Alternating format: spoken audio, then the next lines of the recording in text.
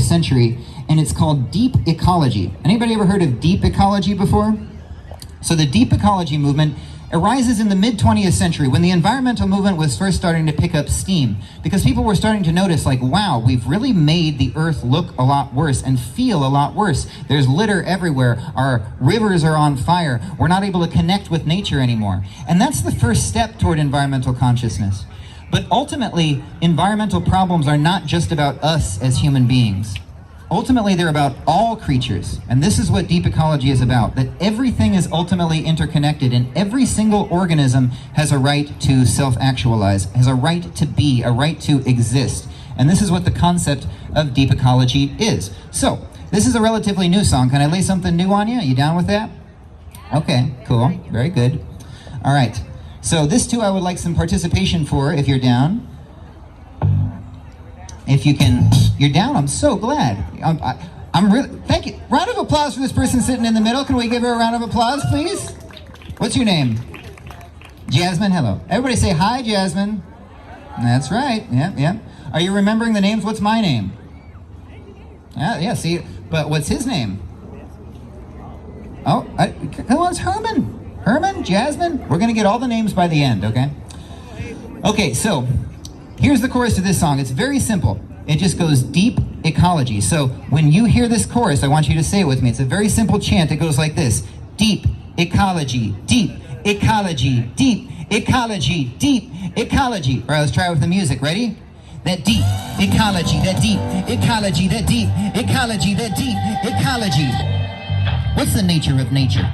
Is nature a pure and a pristine place where a human being can visit when they feel they've had enough of the roads and their phones and their artificial stuff? Nature, the place where the greens are green, with no amenities or other people, there were machines. Not something I'm of, but something I've seen, where the gray pavement ends at the threshold of being. But think about it deeper. Everything in nature, the lakes and the flowers in the spring are nature, but also what we make as human beings is nature. Organic and artificial things are nature. Okay, but why? For nature refers to a process. Everything, the beetles and birds and you and me and every other thing we make in our works are a process of matter taking place on the earth. Okay, but why does that matter? Because our terminology affects how we act, our conscience and economy. What is nature? A question for philosophy and for our policies. We need deep ecology, that deep ecology, that deep, that deep, that deep, that deep ecology, that deep ecology, that deep ecology, that deep. Here's one of the reasons that I think this is important. Have you ever been in a discussion with somebody about climate change and they don't buy into it, they don't like the idea, or they feel threatened in some way? I think ecology runs into a big problem when we make each other feel blamed, or when we turn it into a political thing, because it's not that. It's actually just about the interconnection of all creatures right here in this strange present moment. What is it even to be here in the first place? Let's share that mystery. That's where ecology starts. It's not just shouting what a cry and shame. We're all gonna die from climate change. Is recognizing I, with my mind and brain, am intertwined with the other kinds that thrive in creation. So if I'm trying to hang, I have to recognize the branch isn't just wood to be put to the match. It isn't just shade with some fruit there to snatch. It's its own being, the tree's own hands. That deep ecology, that deep ecology, that deep. That deep ecology, that deep ecology, that deep ecology, that deep ecology, that deep. It may be deep, but is it problematic? Because how do we determine as to that which can and can't live? What species are fine and which are cancerous? We're the cancer. Nature gonna cancel us. Well, that's a bit too deep. Wait a minute, still your passions. You wouldn't want to sound like an eco-fascist. When people get extreme, it kind of seems it makes it worse. Sure, save the bees, but save me first. Word, sure it isn't senseless that we emphasize ourselves, and yet there's ever mounting evidence and adamant consensus that the path of many centuries has been anthropocentric and isn't half as effective as the premise that we're connected. So get this.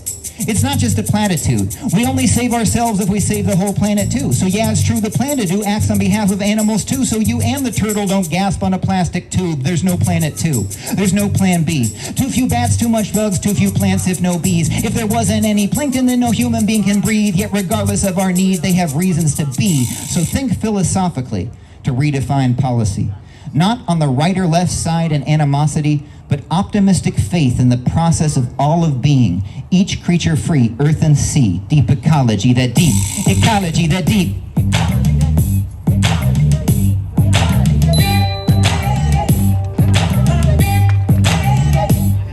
ecology that deep, ecology that deep, ecology that deep, ecology that deep, ecology that deep, ecology that deep, ecology that deep, ecology that deep.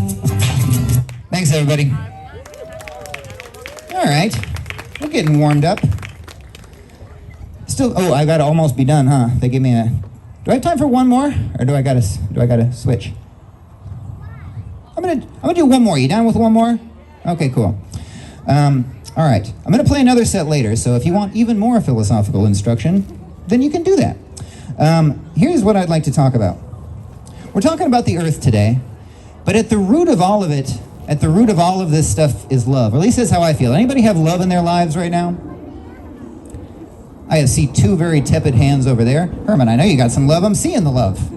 Herman's got love in his life. Jasmine, you got, ooh, that, right, yeah. Shout out to the love over here. How about over here? You feel some love over here? Love is a very strange thing. Do you agree? You know? Because in order to care about the Earth, you got to love the Earth. But what is love in the first place? You know what I mean? Is love just like sort of a physical process that doesn't have any meaning, just like a sort of bunch of chemicals flowing around in your head? Or is it something more profound? You know what I mean? What is love in the first place? I sometimes find myself asking myself this question. And when I ask this, I'm asking something that's been asked since the dawn of humankind. We've always asked this question: what is the mystery of love? You know what I mean?